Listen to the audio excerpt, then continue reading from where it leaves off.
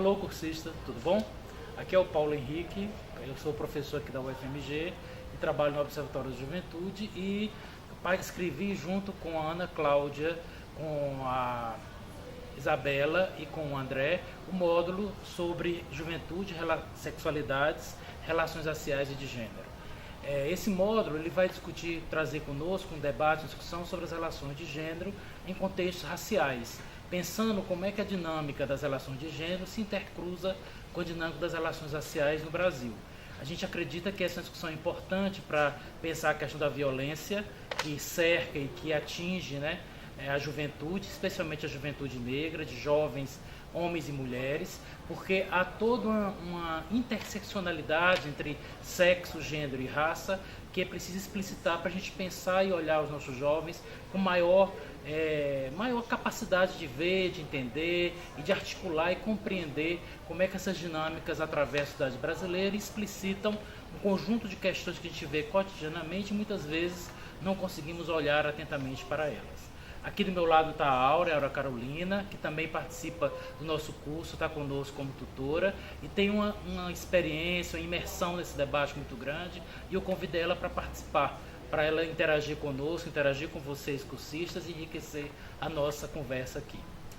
Acho que a primeira coisa que a gente teria que chamar a atenção é que a categoria gênero é uma categoria bastante complexa, porque ela fala das relações entre homens e mulheres, não apenas do ponto de vista dos papéis sociais, das formas de entendimento que a gente tem o que é ser homem e mulher, mas das suas constituições, a partir inclusive das hierarquias que existem entre ser homem e ser mulher. Se nós olharmos para a sociedade, por exemplo, há valores que são colocados e disponíveis para as masculinidades e outros valores para as feminilidades. E esses valores muitas vezes se encontram organizados socialmente de uma forma hierárquica, em que desigualdades, diferenças se expressam. E é importante a gente olhar para elas. Se nós queremos uma sociedade mais justa, mais democrática, uma escola capaz de integrar a todos, devemos ter um olhar sobre as diferenças de gênero. Porque nessas diferenças, questões como sexismo, homofobia, questões relacionadas ao machismo, questões relacionadas à heteronormatividade, que são questões centrais no nosso módulo, aparecem e explicitam, muitas vezes, a inferiorização de meninos e meninas, porque eles, de alguma forma, não correspondem às assimetrias de gênero. E nesse contexto, né, Áurea, a gente tem muito essa discussão de como é que esse diálogo de gênero se articula com o debate étnico-racial, né? Como é que relações raciais expressam dimensões de gênero e vice-versa. Esse conceito é um conceito-chave, que é um conceito de interseccionalidade, que a gente trabalha no nosso módulo, e que traz justamente uma dimensão de superar as relações distantes, né? E pensar gênero como expressão racial e pensar raça como expressão de gênero. E aí, Áurea? Eu acho importante, gente, pensar as relações de gênero, as relações raciais e a nossa vivência como um todo de forma complexa, né? Nós não somos uma hora negros, uma hora mulheres, uma hora adultos, uma hora jovens, nós somos tudo isso ao mesmo tempo. A gente é na complexidade que se realiza. E o entendimento de violência a partir dessas questões faz a gente ter um olhar mais apurado e tentar enxergar as pessoas para além das caixinhas, né? E o nosso pensamento também se volta para esse olhar mais complexo, mais coerente com a realidade, né? A gente sabe que no Brasil o fenômeno da violência contra as juventudes tem também todas essas dimensões. E o enfrentamento exige também posturas e medidas complexas. Não dá para ter uma resposta simplista para o problema da desigualdade, para o genocídio da juventude negra, para a exclusão das mulheres jovens do mercado de trabalho, das jovens negras especialmente, das oportunidades educacionais. Enfim, tem toda uma combinação complicada aí que é importante a gente ter em vista. E não é difícil de perceber isso no cotidiano, dentro da escola, na nossa vida pessoal, nos espaços de trabalho, circulando pela cidade, a gente consegue, a partir de um olhar mais atento, identificar como essas coisas vão se combinando. E como que é perversa quando a gente tem assimetria racial, assimetria de gênero, homofobia, tudo isso interagindo no mesmo sujeito, né, no mesmo contexto sociopolítico. Eu fico pensando muito assim, para pensar os jovens negros, né? Que são as maiores vítimas do genocídio com jovens hoje no Brasil. As estatísticas estão aí para demonstrar que muitos desses crimes são cometidos e acometem jovens negros, onde a questão da masculinidade, da virilidade, tem um peso muito acentuado, né? Meninos da periferia sabem que eles muitas vezes têm poucas oportunidades de trabalho, poucas oportunidades educacionais.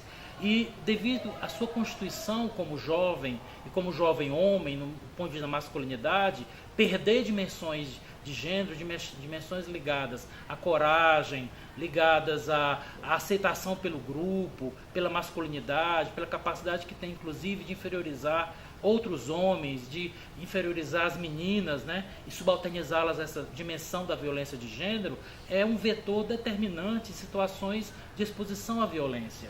Tanto a violência do ponto de vista da ausência do direito, do ponto de vista social, como também do ponto de vista criminal. Então, se a gente pensar, se a gente quer combater a violência com jovens, a gente tem que, de alguma maneira, discutir com esses meninos e pensar essas dimensões. Porque só a expressão, por exemplo, de um certo crime associado a uma violência da banalidade, né? Quer dizer, não saber escutar, não saber dialogar, não saber levar uma conversa, não saber se entender um com o outro, tem uma dimensão que tem a ver com a coragem, com a virilidade, não levar desaforo para casa, de não voltar para casa fugido do pau, né? Essa expressão é muito comum. É muito melhor você apanhar, né, do que fugir da briga. E isso é uma coisa que leva os meninos, os jovens negros, a uma situação de conflito, né? Um conflito até que expressa um conflito interno, do ponto de vista da sua aceitação, do seu lugar como homem viril. Esse entendimento de que o machismo tem consequências nocivas para todo mundo é fundamental. Pensar que todo mundo sai perdendo. Isso que o Paulo está trazendo, de que o machismo para os caras significa muitas vezes se comportar de uma forma muito agressiva, violenta no espaço público, essa cultura da honra, de não pagar pau, e eles muitas vezes pagam com a vida. Para as mulheres tem toda uma construção de que a mulher é um ser inferior, emotivo, voltado para o espaço doméstico, que ela é muito sensível, frágil. E isso coloca as mulheres num lugar de subordinação.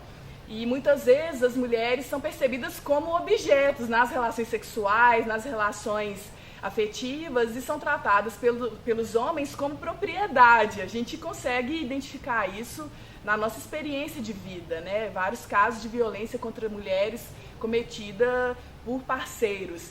E tanto é que os feminicídios no Brasil, que são os homicídios de mulheres em função da sua condição de gênero, em função do seu sexo, são motivados principalmente por essas relações e são cometidos pelos companheiros dessas mulheres, geralmente dentro de casa. A gente sabe que os homicídios de mulheres são muito menores em comparação com os homicídios de homens, mas não se pode perder de vista que são violências muito cruéis, a forma como essas mulheres são torturadas, desde a violência psicológica até chegar numa situação extrema de homicídio, tem todo um contexto de violações de direitos. Esse é um entendimento importante também, de que violência vai para além da agressão física.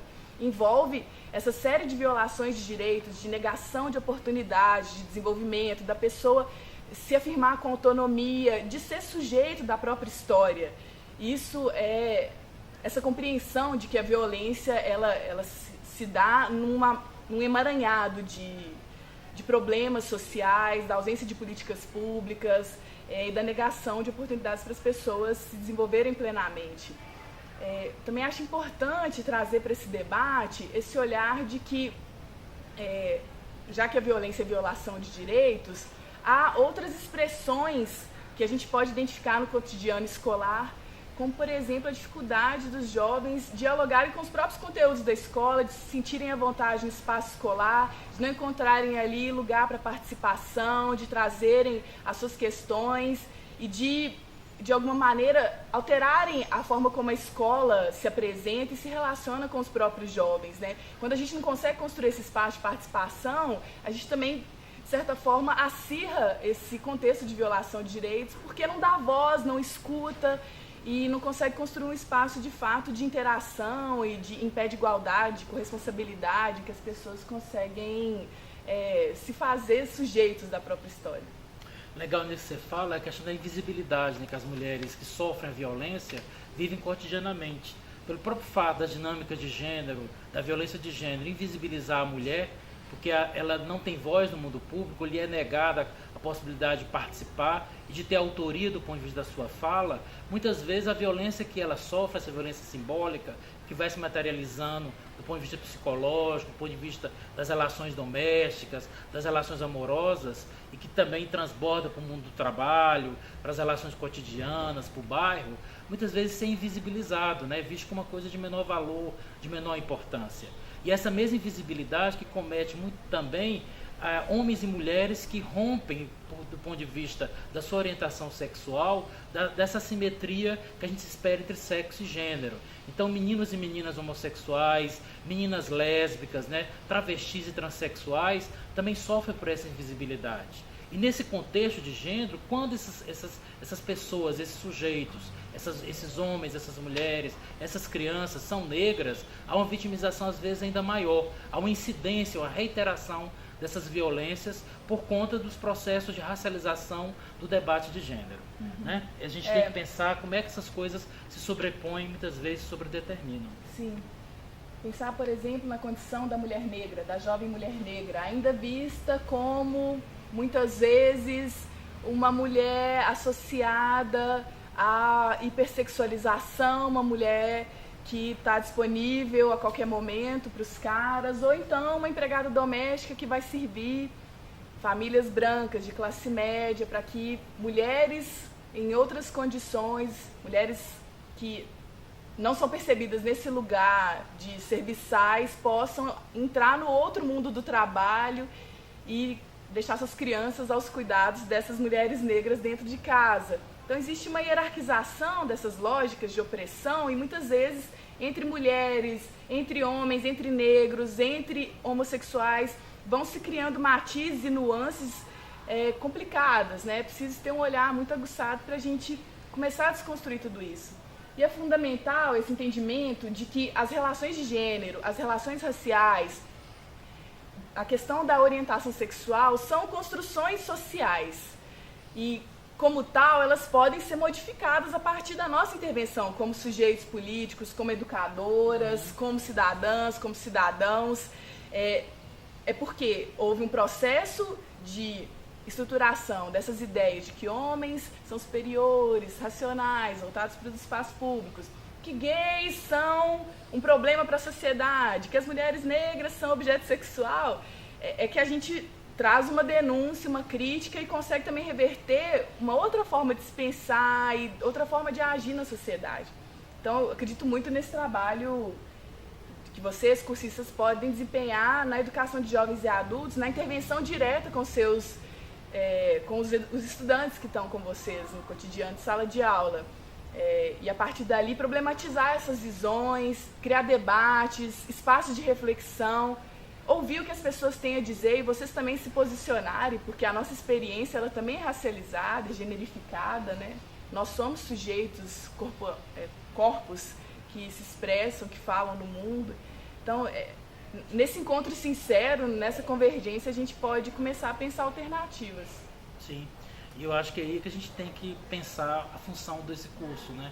Que é sensibilizar você, sensibilizar a escola, sensibilizar a todos nós como seres sociais, como atores sociais, como agentes públicos, de que a questão da permanência de jovens negros na escola, a permanência de jovens, é fundamental para a gente fazer um enfrentamento decisivo, de combate a todos os preconceitos, de vencer questões que a sociedade brasileira carrega e que são fundamentais para uma sociedade mais justa. Apure seu olhar, olhe, veja, registre sua experiência, se sensibilize com o que está ao teu redor e veja que o mundo, a diversidade que a gente tanto celebra, também tem que ser uma expressão para a igualdade, também tem que ser uma expressão para a justiça e que é direito de todos e de todas viverem uma sociedade, uma vida mais plena. Eu espero que a gente participe do curso, que você goste do nosso modo, que agradecer muito a Áurea por estar aqui conosco e espero encontrar vocês no nosso fórum. Um abraço e até lá. Valeu, gente. Um abração.